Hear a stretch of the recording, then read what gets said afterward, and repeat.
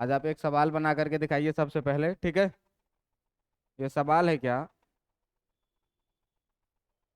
कह रहा है, सुनिए क्वेश्चन में क्या कह रहा है।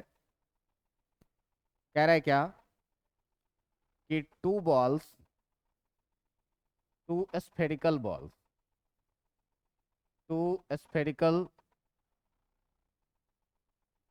To spherical balls of identical material, made up of identical material, made up of identical material, कि दो स्फेरिकल बॉल है जो एक ही तरह के मटेरियल से बना हुआ है, having radius are and 3R। कह रहा है if smaller body, if a smaller body has a charge of has a charge of plus 30 Q, plus 30 Q comes in contact with larger body, comes in contact with larger body having no charge, then find the charge on each body after separation।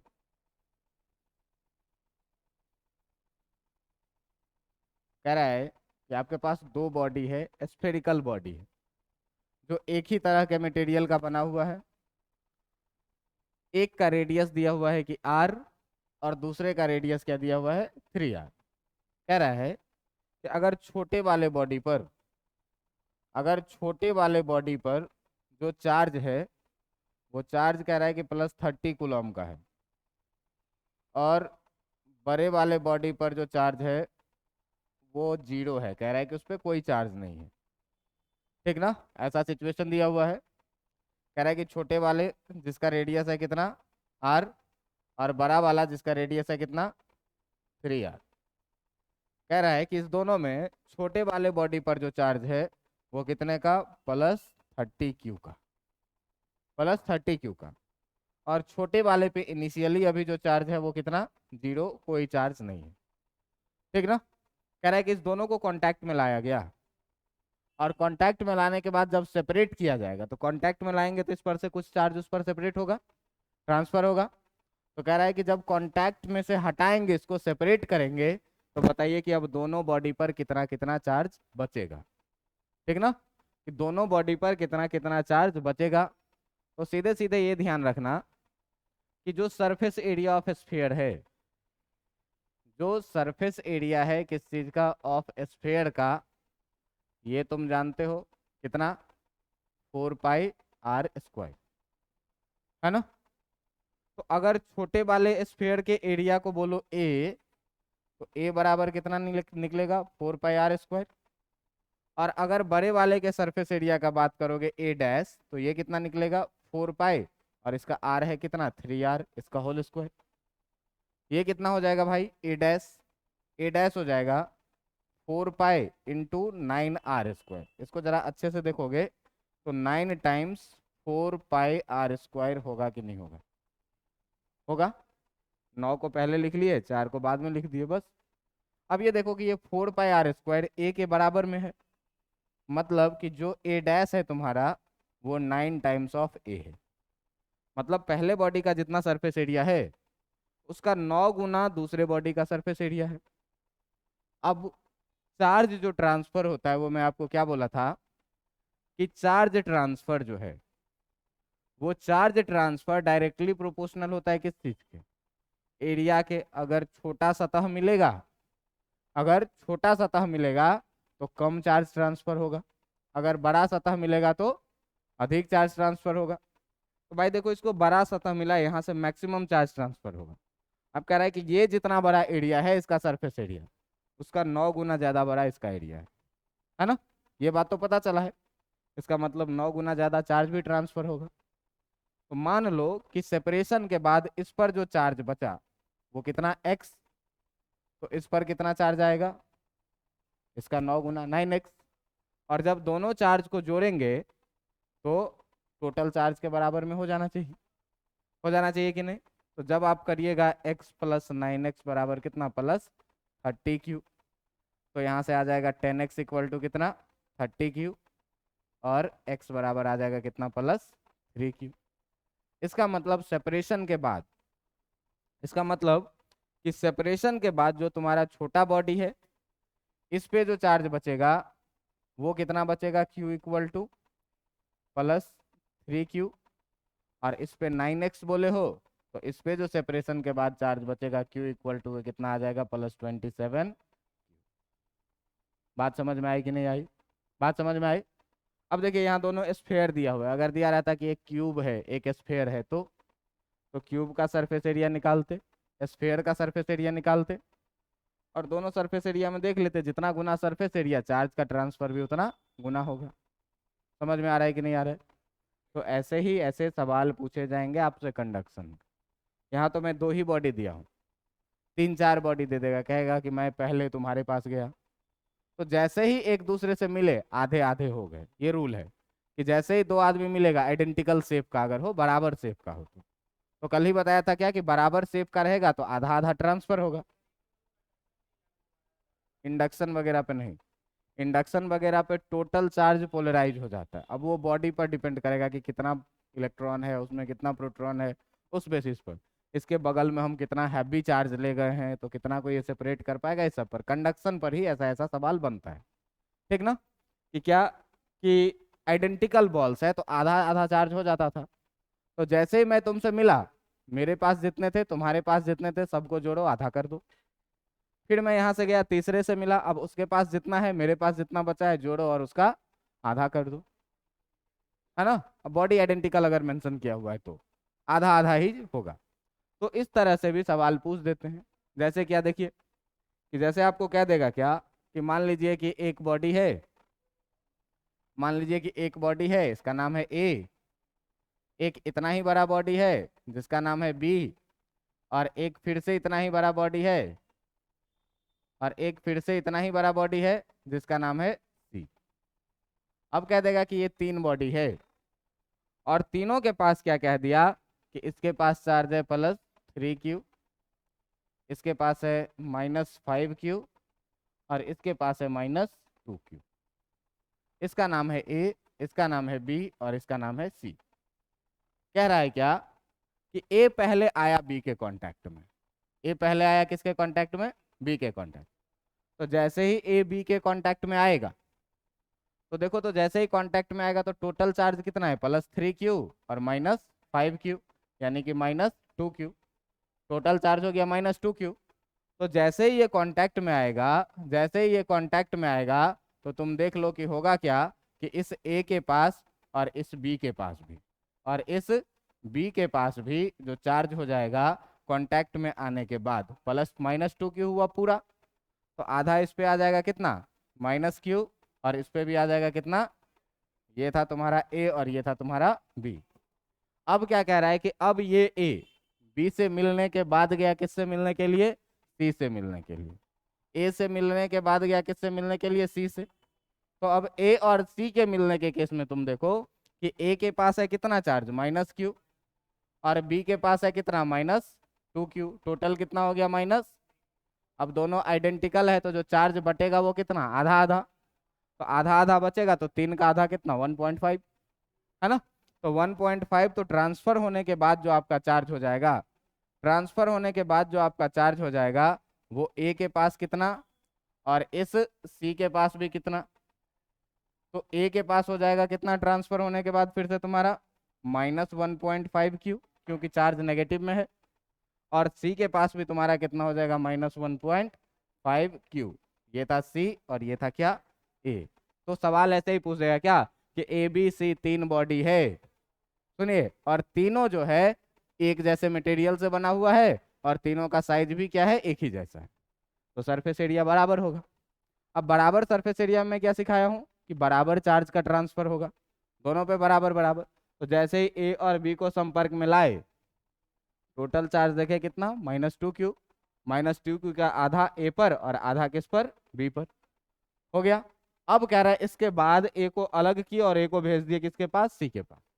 अब जैसे ही ए सी से मिलेगा, तो ए सी से मिलेगा तो ए पर कितना था, -q, और सी पर कितना, -2q, दोनों मिलके कितना हो गया, -3q।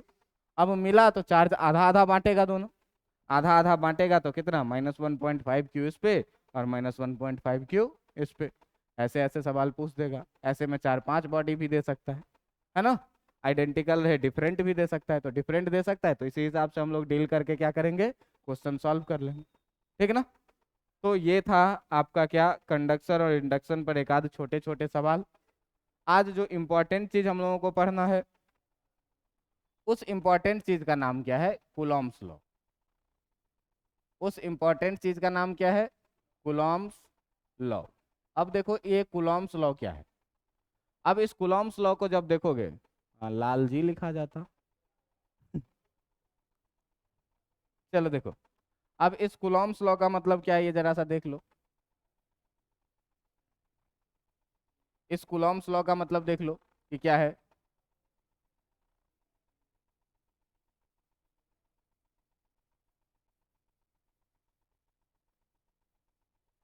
अब देखो कि इस, रहने दे भाई, रहने दे, ऐसे ही ठीक है अपना।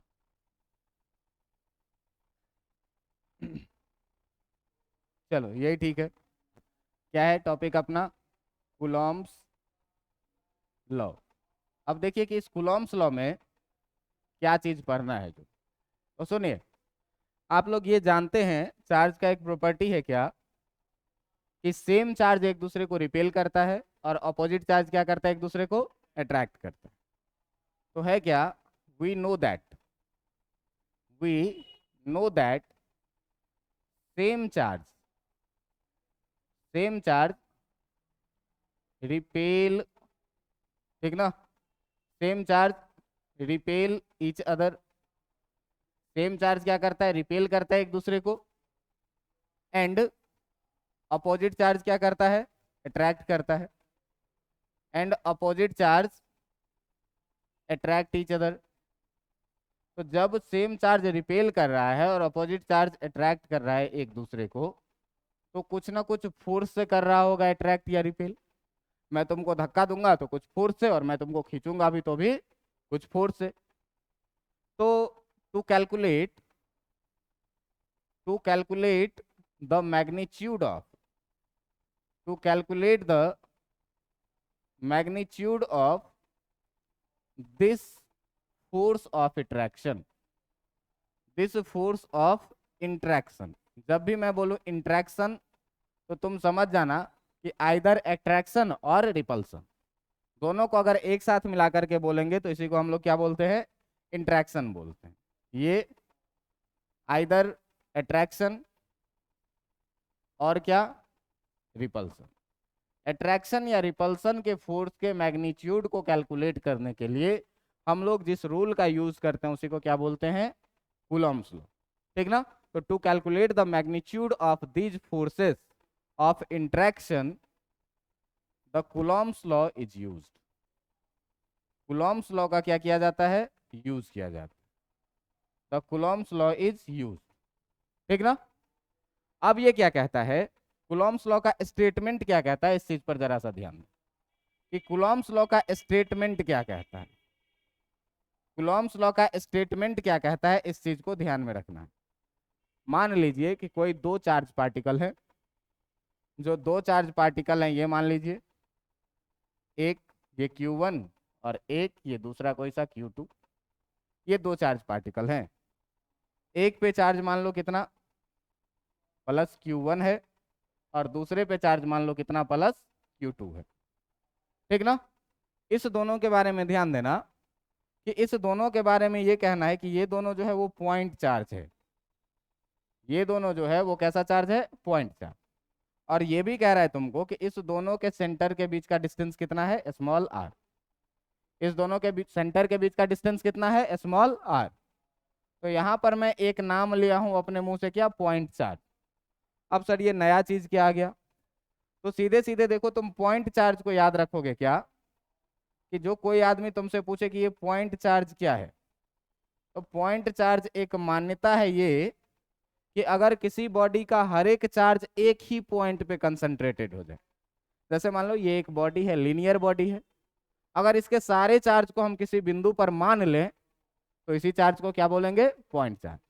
या ये मान के चलना कि कोई बहुत छोटा बॉडी, पॉइंट के जैसा बॉडी, और उस पर जो चार्ज होगा उसी चार्ज को क्या बोलेंगे, पॉइंट चार्ज बोलेंगे। समझ में आ गया। तो अगर कोई आदमी आपसे पूछे कि ये पॉइंट चार्ज क्या है, तो आप बोलिएगा कि if the charge on a body, charge on a body is concentrated, is concentrated at a point, at a point, then the body is, then the body is said to be क्या, point charge. तब इस body को हम लोग क्या कहते हैं, point charge कहते हैं। समझ में आ रहा है बात। अब देखो यहाँ पर क्या माने हैं कि दो बॉडी है, एक पर चार्ज है कितना, प्लस Q1, और दूसरे पे बॉडी कितना है, प्लस Q2, और दोनों के बीच का डिस्टेंस कितना है, R। ठीक ना। तो कूलॉम्स लॉ का स्टेटमेंट क्या कहता है, कूलॉम्स लॉ का स्टेटमेंट तुम्हारा क्या कहता है कि द फोर्स ऑफ इंटरेक्शन, क्या कहता है कि the force of interaction, the force of interaction. अब इंटरेक्शन जैसे ही बोलो तो समझ जाना है क्या, कि या तो अट्रैक्शन या तो रिपल्सन। सेम चार्ज रहेगा तो रिपेल करेगा, अपोजिट चार्ज रहेगा तो अट्रैक्ट करेगा, लेकिन दोनों ही फोर्स से करेगा। तो ये क्या कह रहा है, the force of interaction is, the force of interaction between two point charge, the force of interaction between two point charge, two point charge, हमेशा ध्यान में रखना कैसा charge, two point charge, is directly proportional to, is directly proportional to, proportional to product of charge. हमेशा ये चीज ध्यान में रखोगे क्या, कि प्रोडक्ट ऑफ चार्जेज के ये क्या रहेगा, directly proportional, product of charges के ये क्या रहेगा, डायरेक्टली प्रोपोर्शनल। समझ में आ रहा है बात। मतलब and is inversely proportional to, and is inversely proportional to, and is inversely proportional to the square of distance between them, the square of distance between them। कि मतलब दोनों पॉइंट चार्ज के बीच में जो डिस्टेंस है उसके स्क्वायर के क्या होगा, इनवर्सली प्रोपोर्शनल होगा। तो अब देखो हम लोग माने हैं क्या, हम लोग माने हैं क्या, माने हैं क्या कि दो पॉइंट चार्ज है अपने पास, दो पॉइंट चार्ज है क्या, एक प्लस Q1 और एक दूसरा प्लस Q2। ये दो पॉइंट चार्ज हम लोग माने हैं। इस दोनों के बीच का जो हम लोगों ने डिस्टेंस माना है, इस दोनों के सेंटर से सेंटर को मिलाने वाला डिस्टेंस, इस डिस्टेंस को कितना माना है, R। इस दोनों के सेंटर से सेंटर को जो मिलाने वाला डिस्टेंस है उसको कितना माना है, R। इस पर चार्ज माने हैं कितना, प्लस Q1, और इस पे जो चार्ज माने हैं वो कितना, प्लस Q2। अब ये बताओ कि ये दोनों चार्ज कैसा चार्ज है, सेम की अपोजिट, सेम चार्ज। तो सेम चार्ज रिपेल करेगा कि अट्रैक्ट करेगा, रिपेल करेगा। तो ये वाला इसको इधर की तरफ धक्का देगा और ये वाला इसको। तो मान लो कि ये जो रिपल्सन का फोर्स है, मान लो कि ये जो रिपल्सन का फोर्स है वो इस बॉडी पर लग रहा है इधर बाहर की तरफ, और इस बॉडी पे जो लग रहा है वो लग रहा है इधर बाहर की तरफ। लगेगा कि नहीं लगेगा। अगर आप इस फोर्स को बोलिएगा F, तो ये भी जो फोर्स हो जाएगा वो कितना हो जाएगा, F। तो हम लोग माने क्या है, देखो अब फिजिक्स में जब भी हम डायग्राम बनाएंगे, तो डायग्राम में जो जो चीज माने हैं उसी उसी चीज को एजम्पशन में लिखेंगे। क्या कि let 2 point charges, 2 point charge माना है, लेट 2 पॉइंट चार्जेस क्या क्या भाई, plus Q1 and plus Q2 are separated by, are separated by a distance, separated by a distance कितना r, r separated by a distance कितना r। 2 point charge है, एक plus Q1 और एक plus Q2, और ये कितने डिस्टेंस से सेपरेट है, Q r से, ठीक ना। अगर अगर if the force of interaction, if the force of interaction मतलब अट्रैक्शन का या रिपल्सन का, इज F, अगर इस दोनों के बीच का फोर्स ऑफ इंटरेक्शन कितना है, F है, तो देन कूलॉम्स लॉ क्या कहता है, then according to Coulomb's law, Coulomb's law क्या कह रहा है, कूलॉम्स लॉ क्या कह रहा है कि ये जो फोर्स ऑफ इंटरेक्शन है F, ये तुम्हारा डायरेक्टली प्रोपोर्शनल है किसके, प्रोडक्ट ऑफ चार्ज यानी कि Q1 इंटू Q2 के। इसका मतलब क्या, Q1 इंटू Q2 के क्या है, डायरेक्टली प्रोपोर्शनल है। और दूसरा पॉइंट क्या कह रहा है, देखो ध्यान से, कि दूसरा पॉइंट ये क्या कह रहा है कि ये इनवर्सली प्रोपोर्शनल है किसके, square of distance between them. तो डिस्टेंस बिटवीन देम कितना है भाई, डिस्टेंस बिटवीन देम है कितना, डिस्टेंस बिटवीन देम है कितना, r। तो दूसरा बात ये कहता है क्या कि F जो है वो इनवर्सली प्रोपोर्शनल है किसके, r स्क्वायर के, है कि नहीं।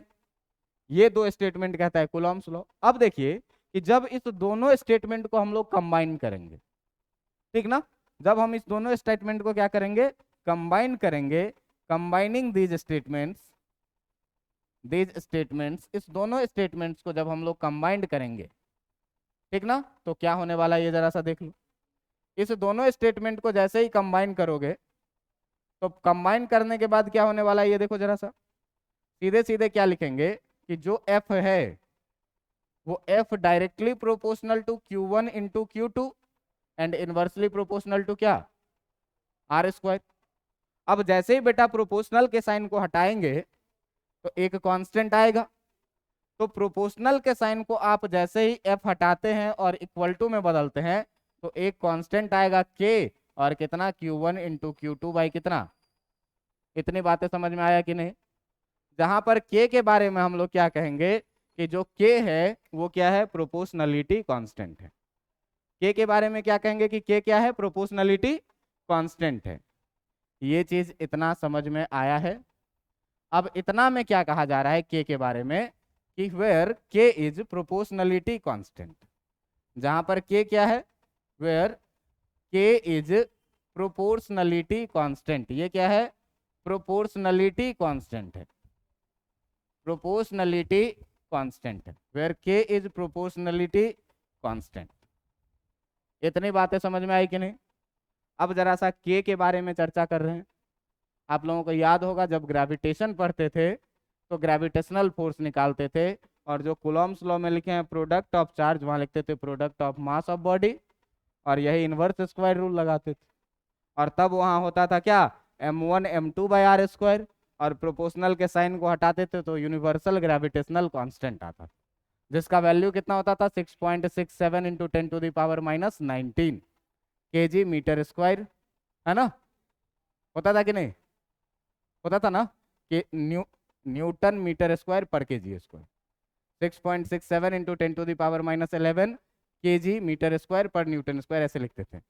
अब देखो कि यहाँ पर g के जगह पर खाली क्या आया, k, और इस k को जो बोला जाता है उसको बोला जाता है क्या, इलेक्ट्रोस्टैटिक कांस्टेंट, ठीक ना। तो इस कांस्टेंट के बारे में क्या लिखेंगे, एंड दिस कांस्टेंट, कौन सा constant, this constant k is known as, k is known as electrostatic constant. इसको कैसे कांस्टेंट के नाम से जानते हैं, इलेक्ट्रोस्टैटिक कांस्टेंट, या इसी को कूलॉम्स कांस्टेंट के नाम से भी जानते हैं।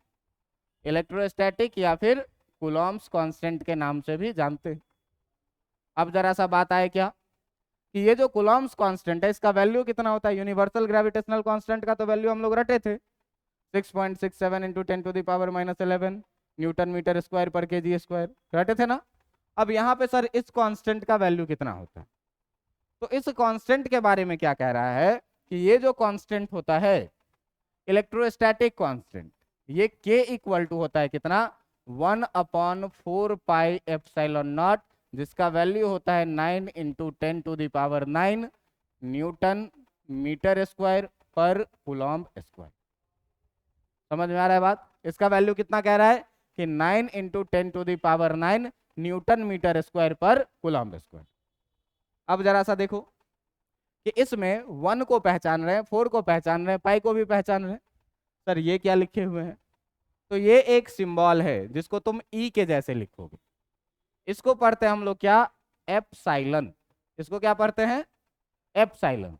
और इसी में अगर एक हम छोटा सा नॉट लगा देंगे तो इसी को क्या पढ़ेंगे, एप्सिलॉन नॉट। इसी को क्या पढ़ेंगे, एप्सिलॉन नॉट। समझ में आ रहा है बात। अब बताते हैं, अभी बताते हैं। एंड अब इसमें लिखेंगे क्या कि वेयर एप्सिलॉन नॉट इज। अब देखो कि अभी तक जो हमारा दोनों चार्ज का सिस्टम था, इस दोनों चार्ज के सिस्टम में जो तुम्हारा सराउंडिंग का मीडियम था, जो तुम्हारे सराउंडिंग का मीडियम था, ये मीडियम था क्या, एयर या फिर वैक्यूम। ये मीडियम क्या था, एयर या फिर वैक्यूम। या तो ये हवा रहेगा या तो वैक्यूम रहेगा। तो वैक्यूम था, तो यहाँ पर जो हम लोगों ने डाला है वो परमिटी डाला है, किस चीज का, वैक्यूम का। तो वहां पर बोलेंगे क्या कि where epsilon not is permittivity of air या फिर वैक्यूम। एयर का या फिर वैक्यूम का परमिटिविटी होगा ये। अब देखो जरा से इसका वैल्यू निकालना है। तो एक चीज देखो कि तुम्हारे पास आया कितना, 1/4πε0 इक्वल टू 9 इंटू 10⁻, कितना 9 न्यूटन मीटर स्क्वायर पर कूलॉम्ब स्क्वायर, यही आया है। अब जरा सा देखो कि हम क्या कर रहे हैं ना, इस 4π को इधर लेके चले जा रहे हैं। तो जब 4π को इधर लेके जाओगे तो 1/ε0 बचेगा, और ये हो जाएगा कितना 4π into 9 into 10⁻9 newton metre square पर कूलॉम्ब स्क्वायर। ठीक है। अब जरा सा देखिए कि इधर है एप्सिलॉन, इधर भी पलट दो, है ना। तो जब दोनों को पलटोगे या क्रॉस मल्टीप्लीकेशन करोगे तो यूनिट भी पलटेगा और ये भी पलटेगा। तो यहाँ से जो तुम एप्सिलॉन नॉट लिखोगे, ये लिखोगे कितना 1/4π, ध्यान दीजिएगा 1/4π इंटू 9 इंटू 10⁻9, और नीचे ही यूनिट लिखोगे क्या, न्यूटन मीटर स्क्वायर पर कूलॉम्ब स्क्वायर। ये ऊपर जाएगा तो ये तुम्हारा बन जाएगा कितना 1/4π इंटू 9, और 10⁻9 को जब ऊपर लेके जाओगे तो ये हो जाएगा 10⁻⁻9, और यूनिट भी पलट जाएगा तो ये हो जाएगा कितना coulomb square per Newton metre square. अब देखो तो 1 का वैल्यू पता है, 4 का वैल्यू पता है, पाई का वैल्यू पता है, सारा वैल्यू पता है। जब इस सारे वैल्यू को आप डाल करके सॉल्व करिएगा तो आपको जो एप्सिलॉन नॉट का वैल्यू आएगा वो आएगा 8.85 into 10⁻⁻12 coulomb square per Newton metre square. अब देखो कुछ आदमी के मन में ये सवाल उठ रहा है कि सर ये आप न्यूटन मीटर स्क्वायर पर कूलॉम्ब स्क्वायर कैसे लिख दिए यूनिट, आप ये न्यूटन मीटर स्क्वायर पर कूलॉम्ब स्क्वायर यूनिट कैसे लिख दिए। तो जरा सा देखो इस यूनिट पर चर्चा करते हैं, यूनिट ऑफ के पर चर्चा करते हैं। किस चीज पर, यूनिट ऑफ इलेक्ट्रोस्टैटिक कांस्टेंट के। जरा सा ध्यान दो कि फोर्स क्या लिखे थे बेटा, F इक्वल टू के Q1 Q2 bye are square, लिखे थे कि नहीं। आर स्क्वायर और Q1 Q2 को इधर भेजोगे तो उधर बच जाएगा खाली के, इधर था कितना F, आर स्क्वायर भाग से आएगा तो, और Q1 इंटू Q2 हो जाएगा कि नहीं। अब जरा सा देखो कि जो के का यूनिट का बात करोगे तो फोर्स के लिए कितना न्यूटन, फोर्स का यूनिट क्या, न्यूटन। आर स्क्वायर मतलब डिस्टेंस का स्क्वायर कितना, मीटर स्क्वायर। और नीचे ये भी कुलॉम, C1 और C2 भी क्या, कुलॉम। तो ये कितना हो जाएगा, न्यूटन मीटर स्क्वायर पर कुलॉम्ब स्क्वायर। इसीलिए के का वैल्यू क्या लिखे, न्यूटन मीटर स्क्वायर पर कुलॉम्ब स्क्वायर। अब जरा सा देखो कि अगर बात किया जाए किस चीज का, एप्सिलॉन नॉट का, यूनिट ऑफ एप्सिलॉन नॉट। तो इस एप्सिलॉन नॉट में देखो कि क्या चीज है, कि ये क्या कह रहा है कि जो k इक्वल टू होगा ये 1/4 पाई एप्सिलॉन नॉट होगा, ये कह रहा है। अब जरा सा देखिए कि ये 1/4 पाई जो है ये तो यूनिटलेस है, ये तो कांस्टेंट नंबर है, इसका कोई यूनिट नहीं है। लेकिन एप्सिलॉन नॉट, तो यहां से k जो बच रहा है वो कितना, 1/एप्सिलॉन नॉट यूनिट के लिए। अब यूनिट के लिए बच रहा है तो जो एप्सिलॉन नॉट का यूनिट होगा वो 1/k का यूनिट होगा। और 1/k का यूनिट तो हमको पहले से पता है, न्यूटन मीटर स्क्वायर पर कुलॉम्ब स्क्वायर। तो इसको क्या लिखेंगे, 1/न्यूटन मीटर स्क्वायर पर कुलॉम्ब स्क्वायर। और ये पलट जाएगा तो एप्सिलॉन नॉट का यूनिट कितना होगा, Coulomb square per Newton metre square. तो ये एप्सिलॉन नॉट का भी यूनिट याद रखोगे और के का भी यूनिट क्या याद रखोगे, कि जो के का यूनिट होगा वो क्या, न्यूटन मीटर स्क्वायर पर कुलॉम्ब स्क्वायर। अब ये तो बात हो गई किस चीज की, एयर की अभी तक बात हो रही है। एयर या वैक्यूम में आप जाने कि कुलॉम्ब कांस्टेंट का वैल्यू कितना होगा, यूनिट क्या होगा। अच्छा यूनिट है तो डायमेंशन भी तो कुछ ना कुछ होगा, यूनिट है तो डायमेंशन भी तो कुछ ना कुछ होगा। अब जरा सा देखिए, अगर डायमेंशन का बात करेंगे आप, अगर बात करेंगे किस चीज का, डायमेंशन का, तो जब डायमेंशन का बात करोगे किस चीज का, डायमेंशन ऑफ के का, तो पहले तुम देखो कि जो तुम्हारे के का यूनिट है, जो तुम्हारे के का यूनिट है वो के का यूनिट क्या है, न्यूटन मीटर स्क्वायर पर कुलॉम्ब स्क्वायर। अब जरा सा देखो, न्यूटन क्या था, फोर्स था। और फोर्स का डायमेंशन तुमको याद होगा कितना होता है, mL/t-। अच्छा मीटर स्क्वायर ये लेंथ का स्क्वायर है, तो लेंथ का स्क्वायर का मतलब इसका जो डायमेंशन होगा वो कितना, L2। और नीचे ये कुलॉम्ब स्क्वायर मतलब चार्ज है, और चार्ज का डायमेंशन में कितना बताया था, 80। चार्ज का डायमेंशन में कितना बताया था, 80। इसका मतलब ये 80 का कितना हो जाएगा, स्क्वायर हो जाएगा। अब देखो कि ये m एक ही है तो एक ही रह जाएगा, l यहाँ एक और यहाँ दो, कितना हो जाएगा l और t-2। और नीचे जब इसको करोगे तो ये a का भी 2 और t का भी हो जाएगा कि नहीं हो जाएगा। इसको ऊपर ले जाइए, तो जब इसको ऊपर लेके जाइएगा तो ये हो जाएगा कितना, mL3t-2। ये t-2 ऊपर जाएगा, एक और t-2, और a2 ऊपर जाएगा तो a का भी कितना, -2। मतलब फाइनली जो आपका डायमेंशन ऑफ k बच रहा है वो डायमेंशन ऑफ कितना, mL3t का पावर -2 और -2 कितना, -4, और a का पावर कितना, -2। यही हो जाएगा आपका क्या, इलेक्ट्रोस्टैटिक कांस्टेंट का डायमेंशन। समझ में आया कि नहीं आया। अब देखो अगर तुम बात करोगे किस चीज का, डायमेंशन ऑफ एप्सिलॉन नॉट का, है ना। तो अगर बात करोगे डायमेंशन ऑफ एप्सिलॉन नॉट का, तो डायमेंशन ऑफ एप्सिलॉन नॉट देखिए कैसे निकलेगा, डायमेंशन ऑफ एप्सिलॉन नॉट का, तो एप्सिलॉन नॉट का यूनिट तुम क्या पढ़े हो, Coulomb square per Newton metre square. तो कुलॉम्ब स्क्वायर का मतलब कितना हुआ भाई, 80 का स्क्वायर। न्यूटन का मतलब क्या हुआ भाई, mL/t-2। और मीटर स्क्वायर का मतलब क्या हुआ, L स्क्वायर। सबको जब ऊपर ले जाओगे तो तुमको मिलेगा m का पावर -1, L का पावर, इसमें 3 था तो इसमें -3, t का पावर 4 और a का पावर 2। यही हो जाएगा क्या तुम्हारा एप्सिलॉन नॉट का डायमेंशन। ध्यान से देखो कि इसमें जो जो पावर प्लस में है वही वही पावर उसमें माइनस में है, रेसिप्रोकल है एक दूसरे का। डायमेंशन क्लियर, परमिटिविटी क्या होता है ये समझ में आ गया। अब देखो कि कूलॉम्स लॉ में हम लोगों ने जब लिखा है, क्या हुआ, हाँ, हम्म, हाँ हो सकता है, प्लस माइनस भी हो सकता है। तो साइन का मतलब केवल इतना समझना है ना कि सेम साइन है रिपल्सन होगा, अपोजिट साइन है अट्रैक्शन होगा। नहीं, फोर्स उतना ही मैग्नीट्यूड में उतना ही आएगा, बस अट्रैक्शन होगा, डायरेक्शन बदल जाएगा, जो पहले बाहर की तरफ वो अंदर की तरफ। तो प्लस और माइनस साइन का मतलब केवल इतना ही समझिए क्या, कि सेम साइन है तो रिपल्सिव फोर्स है, अपोजिट साइन है तो अट्रैक्टिव फोर्स। न्यूमेरिकल बनाएंगे, साइन को साइड में रख के चलेंगे। साइन का मतलब बस इतना ही जानना है क्या, same sign repulsion, opposite sign तो अट्रैक्शन। क्लियर है इतनी बातें। अब देखो भाई कि कूलॉम्स लॉ में जो अभी तक लिखे हैं, वो कूलॉम्स लॉ में क्या लिखे थे कि F इक्वल टू के Q1 Q2 by r square. अब इस k के जगह पर हम लोग इलेक्ट्रोस्टैटिक कांस्टेंट का वैल्यू 1/4 पाई एप्सिलॉन नॉट रख सकते हैं कि नहीं रख सकते हैं, रख सकते हैं। तो फाइनली जब आप कूलॉम्स लॉ को लिखिएगा, फाइनली जब आप कूलॉम्स लॉ को लिखिएगा तो कूलॉम्स लॉ को क्या लिखिएगा, फाइनली, फाइनली जब आप लिखिएगा वो फाइनली क्या लिखिएगा, F इक्वल टू अभी तक क्या जानते थे कि Q1 Q2 by r square.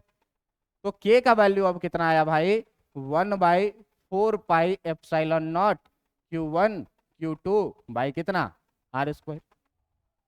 ये बात थी कब तक के लिए, हवा के लिए। ये बात थी किसके लिए, हवा के लिए या फिर वैक्यूम के लिए, फॉर एयर और वैक्यूम। जब एयर और वैक्यूम है तो ये कहानी करेंगे।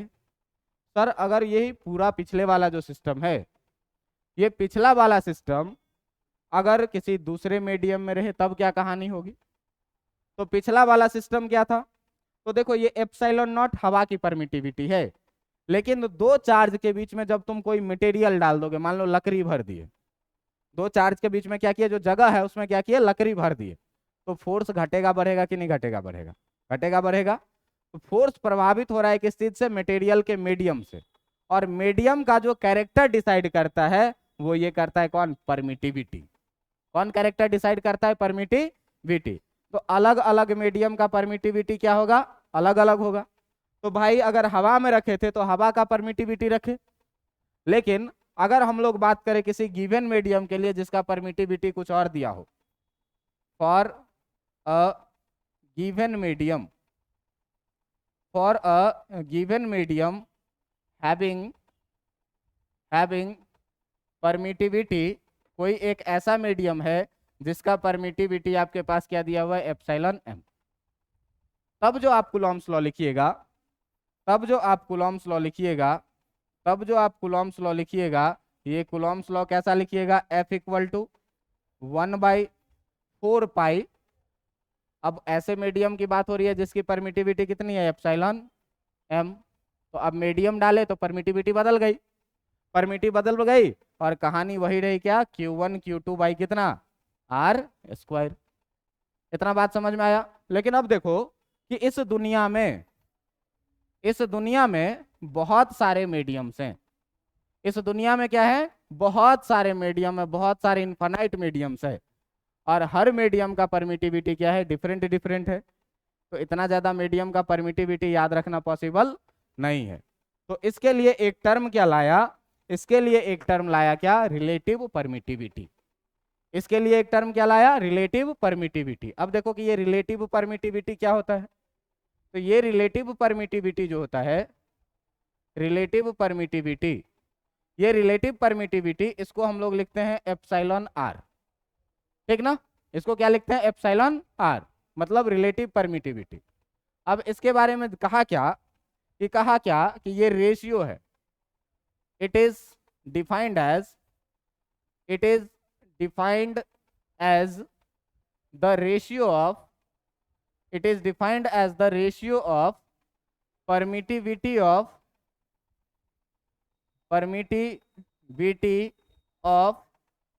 a medium, permittivity of a medium। तो मीडियम का परमिटिविटी कितना माने, epsilon m, to the permittivity of, to the permittivity of, to the permittivity of air या फिर vacuum, to the permittivity of air या वैक्यूम, जिसको हम लोग क्या बोलते थे, एप्सिलॉन नॉट।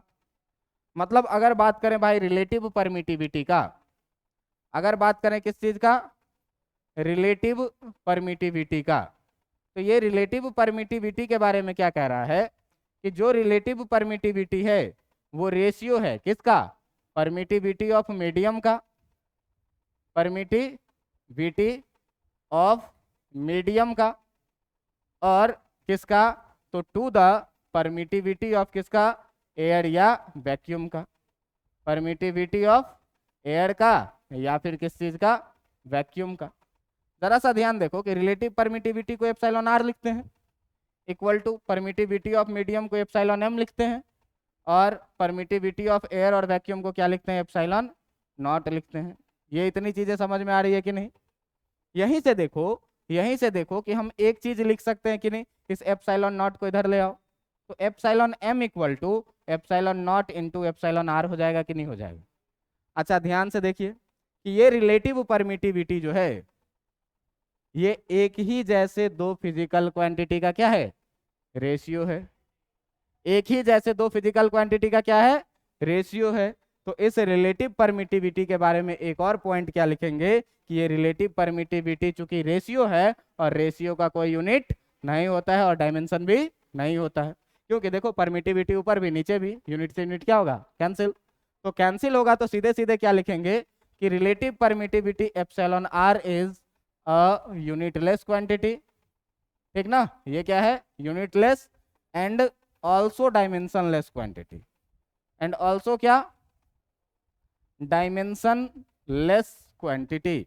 ये यूनिटलेस भी है और डायमेंशन लेस भी है, also dimensionless quantity, unitless भी और डायमेंशन लेस भी क्वांटिटी है।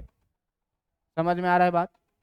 अब देखो कि इसी का एक दूसरा नाम भी है क्या, इसी का एक दूसरा नाम भी है क्या, इसी का एक दूसरा नाम है जिसको तुम पढ़ते हो डाई इलेक्ट्रिक कांस्टेंट, जिसको तुम क्या पढ़ते हो, डाई इलेक्ट्रिक कांस्टेंट। अब देखिए कि अलग अलग मीडियम का रिलेटिव परमिटिविटी अलग अलग होगा, तो इसका मतलब क्या हुआ, देखो तो एप्सिलॉन एम के जगह पर epsilon not into epsilon r लिख सकते हैं कि नहीं लिख सकते हैं? जब लिख सकते हैं तो आप देखिए कि ये जो आपका पिछला वाला फॉर्मूला है एप्सिलॉन एम, अब इसको जो कूलॉम्स लॉ हम लोग लिखेंगे, अब जो इसको हम लोग कूलॉम्स लॉ में लिखेंगे, तो F इक्वल टू कितना था बेटा, 1/4 epsilon m Q1 Q2 by कितना, आर स्क्वायर। अब हम लोग जानते हैं क्या कि एप्सिलॉन एम का वैल्यू जो होता है 4 epsilon not into epsilon r, लिखेंगे कि नहीं पीछे से? पीछे से जब लिखेंगे ये वैल्यू तो ये कितना आएगा, Q1 Q2 by r square, और यही हो जाएगा क्या, आपका फाइनल कूलॉम्स लॉ। समझ में आया बात? अब देखो इस परमिटिविटी का मतलब क्या हुआ, तो परमिटिविटी ऑफ वाटर का अगर बात करें, केमिस्ट्री में पढ़ रहे हो अभी है ना, ये वर्ड कभी डाइलेक्ट्रिक कांस्टेंट सुने हो पहले? केमिस्ट्री में सर नहीं पढ़ाए अभी तक, नहीं पढ़ाए हैं, पढ़ाएंगे, चलिए देखिए। ये रिलेटिव परमिटिविटी का अगर बात करें, तो रिलेटिव परमिटिविटी जो है, रिलेटिव परमिटिविटी ऑफ वाटर जो होता है, रिलेटिव परमिटिविटी ऑफ वाटर ये कितना होता है, इज 81, ठीक ना, 81। इसका मतलब क्या हुआ ये जरा सा देखो, तो दो चार्ज का सिस्टम था, एक कितना प्लस Q1 और एक कितना प्लस Q2, दोनों के बीच का डिस्टेंस कितना r। मान लो कि हवा में ये दोनों एक दूसरे पर जो फोर्स लगा रहा था वो फोर्स था कितना, F। किस चीज के लिए, फॉर एयर या वैक्यूम के लिए, एयर या वैक्यूम के लिए। तो यहाँ हम लोग F इक्वल टू कितना लिखते थे, 1/4 epsilon not Q1 Q2 by r square, है ना। अब अगर इसी सिस्टम को हम लोग प्लस Q1 को डाले यहाँ, प्लस Q2 को डाले यहाँ, और इस बार भी कह रहे हैं कि डिस्टेंस वही है, मतलब सिस्टम पूरा वही है, लेकिन इस बार बगल में एयर के जगह पर इसको हम भर दिए किस चीज में, पानी में। इसको हम भर दिए किस चीज में, पानी में, वाटर में। जब वाटर में भरेंगे तो अभी भी ये फोर्स लगाएगा, ये भी फोर्स लगाएगा, लेकिन फोर्स घट जाएगा कि नहीं, घट जाएगा। तो इस मीडियम का रिलेटिव परमिटिविटी जो है तुमको दिया हुआ एप्सिलॉन आर पानी का, वो कितना दिया हुआ है, 81 दिया हुआ ना। अब इसी कहानी को जब तुम यहाँ पर F इक्वल टू लिखोगे तो 1/4 epsilon not into epsilon r के जगह पर कितना लिखोगे, 81। Q1 वही है, Q2 वही है, R भी वही है। जरा सा ध्यान से देखिए कि ये इसको F डैश बोल दो, कि जो F डैश हुआ वो 1/81 times 1/4πε0 Q1 Q2 by r square के बराबर में हुआ कि नहीं। और ये ब्रैकेट में जो चीज है ये तो एफ है, मतलब कि जो एफ डैश हो गया यहाँ से जो तुम्हारा एफ डैश हो गया वो 1/81 टाइम्स किसके, एफ के। तो डाई इलेक्ट्रिक कांस्टेंट 81 होने का मतलब क्या होता है कि उस मीडियम में वैक्यूम के अपेक्षा उतना गुना कम फोर्स हो जाएगा। पानी का डाइलेक्ट्रिक कांस्टेंट 81 है, रिलेटिव परमिटिविटी 81 है, इसका मतलब जब इसी सिस्टम को हम हवा से उठा के पानी में डाल देंगे तो फोर्स ऑफ रिपल्सन कितना गुना कम जाएगा, 81 गुना कम हो जाएगा, 1/81 टाइम्स हो जाएगा। अगर 2 रहे तो 1/2 टाइम्स हो जाएगा, आधा। 3 रहे तो 1/3 हो जाएगा, 4 रहे तो 1/4। और अलग अलग मीडियम के लिए ये सारी कहानी क्या होती है, अलग अलग। अब देखो कि इस रिलेटिव परमिटिविटी के बारे में एक पॉइंट क्या कहा जाता है कि एयर या वैक्यूम के लिए अगर रिलेटिव परमिटिविटी का बात करें, ठीक ना, relative permittivity of air, relative permittivity of air, तो रिलेटिव परमिटिविटी ऑफ एयर का जब बात करोगे तो e r equal to air का बात करें तो ऊपर में भी एप्सिलॉन नॉट एयर का परमिटिविटी और नीचे में भी कितना, एप्सिलॉन नॉट। आंसर कितना आएगा, 1। समझ में आ रहा है बात। लेकिन अगर आप बात करिएगा किस चीज का, relative permittivity of, relative permittivity of किसी मेटल का, ठीक ना, रिलेटिव परमिटिविटी ऑफ किसी भी मेटल बॉडी का, तो इसके लिए जो एप्सिलॉन आर होता है वो देखो एक चीज कि फोर्स जैसे ही मेटल लगा देंगे बीच में तो सारे चार्ज भाग जाएंगे, ट्रांसफर हो जाएंगे, सारे चार्ज क्या हो जाएंगे, दोनों एक हो गया। अब दोनों एक हो गया तो उसका परमिटिविटी क्या, बहुत कम, 0 के बराबर में। उस मेटल का परमिटिविटी का मतलब क्या, इलेक्ट्रॉन को रोक रहा है चार्ज फोर्स लगाने से, रुकावट डाल रहा है। अब मेटल लगा देंगे तो कोई रुकावट रहेगा क्या, नहीं रहेगा। तो कोई रुकावट नहीं रहेगा तो एप्सिलॉन इक्वल टू जो लिखेंगे, एप्सिलॉन कितना भाई, एप्सिलॉन उस मीडियम का, अब बहुत हाई, और नीचे में क्या लिखोगे, एप्सिलॉन नॉट, ये ना लिखोगे। तो ये जब 0 आ रहा है, लगभग कोई रुकावट ही नहीं है, तो ये आ जाएगा कितना, 0/एप्सिलॉन नॉट, ठीक ना। एक second, something is going wrong. सुनिए क्या बोला कि मेटल, तो मेटल के लिए जो परमिटिविटी होता है एप्सिलॉन आर, ये एप्सिलॉन आर का वैल्यू होता है इन्फिनिटिव, ठीक ना। क्या इन्फिनिटिव, कि रेजिस्टेंस अब है ही नहीं, दोनों तो हम एक है। समझ में आ रहा है बात। अभी हम भी है लड़ रहे हैं, लेकिन अब दोनों में आके दोस्ती हो गई तो कोई रुकावट ही नहीं है हम लोगों के बीच में, कोई फोर्स ही नहीं है। अब जब कोई फोर्स ही नहीं है इंटरनल, तो रिलेटिव परमिटिविटी का वैल्यू कितना हो जाएगा, इन्फिनिटिव। किसके लिए, मेटल के लिए। तो हमेशा आप ये चीज ध्यान दीजिएगा कि रिलेटिव परमिटिविटी का वैल्यू 1 से ज्यादा होगा, और कहाँ तक, इन्फिनिटिव। इन्फिनिटिव पर मैथमेटिक्स में कभी इक्वल टू का साइन नहीं लगाते, ठीक ना। समझ में आ रहा है बात, ये चीज पूरी समझ में आई। ये था पूरा का पूरा आपके कूलॉम्स लॉ का थ्योरी, जिसमें आप सीखे कि कूलॉम्स लॉ का स्टेटमेंट क्या कह रहा है। कूलॉम्स लॉ के, अच्छा ये तो क्वेश्चन था, कूलॉम्स लॉ का स्टेटमेंट यहाँ से कि क्या कह रहा है कि अगर दो पार्टिकल है, चार्ज पार्टिकल कैसा, पॉइंट चार्ज, और एक दूसरे से r डिस्टेंस पर सेपरेट है, तो फोर्स ऑफ इंट्रैक्शन जो होता है वो directly proportional to product of charges and inversely proportional to square of distance between them. देखिए क्या भाई कि अगर ये कहानी हो रही है तो दो चार्ज है अपने पास Q1 Q2, एक दूसरे से r डिस्टेंस पर सेपरेट, तो इस स्टेटमेंट के according F proportional to Q1 Q2 और F is inversely proportional to r square. दोनों स्टेटमेंट को जब कंबाइन किए तो ये कहानी आई। प्रोपोर्शनल को हटा करके इक्वल टू में बदल के आया के को क्या बोले, प्रोपोर्शनलिटी कांस्टेंट। अब इस के बारे में चर्चा किए, इस के बारे में क्या चर्चा किया कि इसी कांस्टेंट को क्या बोलते हैं, इलेक्ट्रोस्टैटिक कांस्टेंट या फिर कूलम्ब्स कांस्टेंट। इस कूलम्ब्स कांस्टेंट का वैल्यू कितना होता है, तो 1/4 पाई एप्सिलॉन नॉट, जिसका वैल्यू 9 × 10⁹ न्यूटन मीटर स्क्वायर पर कूलम्ब स्क्वायर।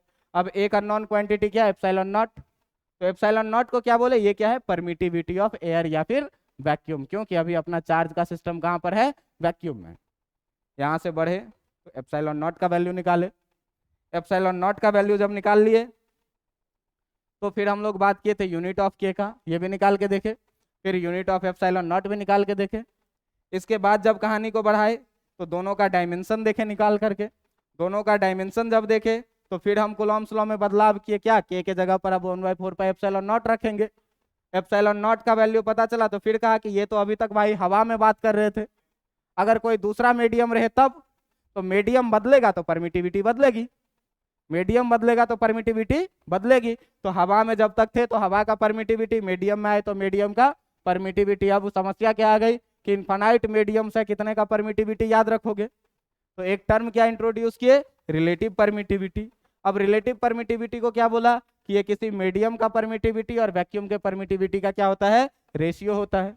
रेशियो होगा तो ये रिलेशन निकाले, और इसके बारे में एक चीज और क्या निकाले कि ये यूनिटलेस और डायमेंशनलेस भी होगा। क्यों कि ये एक ही तरह के दो फिजिकल क्वांटिटी का क्या है, रेशियो है। बेसिक याद करो, बेसिक में कभी रेशियो पढ़ाए थे, यही चीज पढ़ाए थे ना कि रेशियो का कोई यूनिट नहीं होता, कोई डायमेंशन। उसका दो एक्सेप्शन भी पढ़े थे, प्लेन एंगल और सॉलिड एंगल। फिर यहाँ पर बढ़े, अब कहे कि भाई एप्सिलॉन एम के जगह पर epsilon not into epsilon r. तो जैसे ही एप्सिलॉन आर रखे, एप्सिलॉन आर रखे, तो ये कहानी बन गई। अब देखो कि इसमें 1/4 पाई एप्सिलॉन नॉट का वैल्यू हमको पता है, Q1 Q2 हमको पता है, दिया हुआ है, दोनों के बीच का डिस्टेंस आर भी हमको पता है, और अगर पानी जैसा मीडियम है या कोई भी मीडियम है तो उसका रिलेटिव परमिटिविटी एप्सिलॉन आर भी हमको पता है।